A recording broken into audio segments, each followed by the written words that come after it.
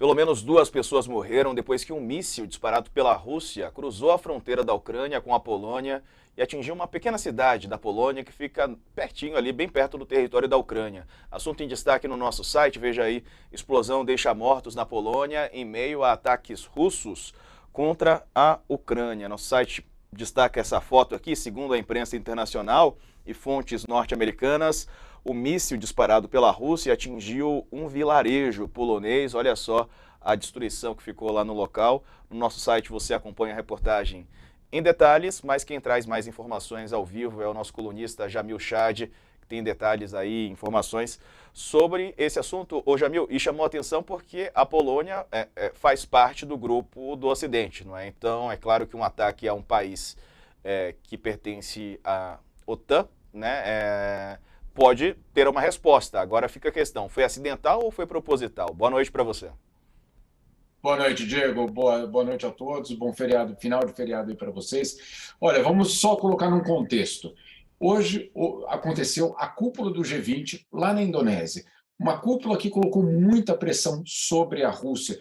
Não foi unânime, porque, claro, você tem algumas vozes ainda ou que adotam um tom de neutralidade ou que, de fato, apoiam a Rússia. Mas, de uma forma geral, o G20 foi um momento de pressão contra Putin, que não estava na reunião.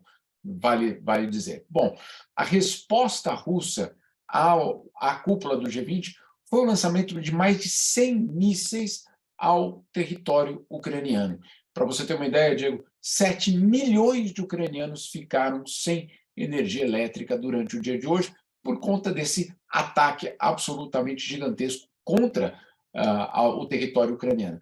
E, paralelamente a isso, o que a inteligência americana apontou, e o governo ucraniano também apontou, é que um desses mísseis, pelo menos um deles, teria caído em território polonês, fazendo 2 mortes. Essa informação é do governo ucraniano e do governo americano.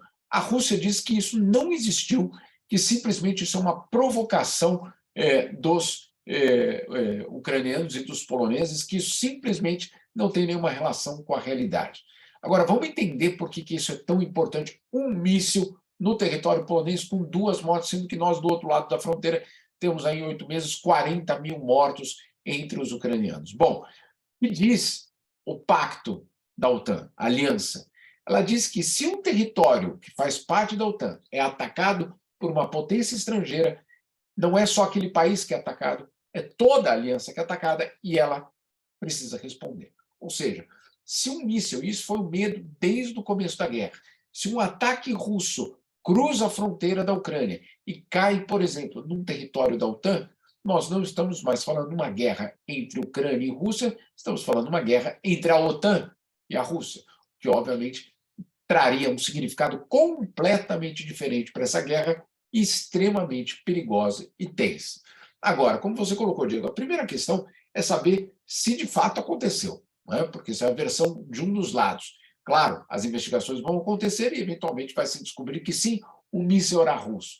Aí vem a segunda etapa, saber se isso foi deliberado, se foi um ataque deliberado a uma cidade polonesa, ou se foi simplesmente um erro, se o míssil caiu no local que não deveria ter caído.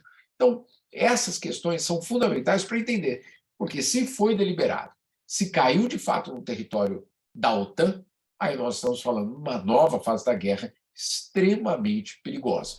Vale lembrar que desde o começo da guerra essa era uma grande preocupação, porque, inclusive, várias autoridades europeias chegaram a dizer uma guerra entre OTAN e Rússia é, na prática, a Terceira Guerra Mundial.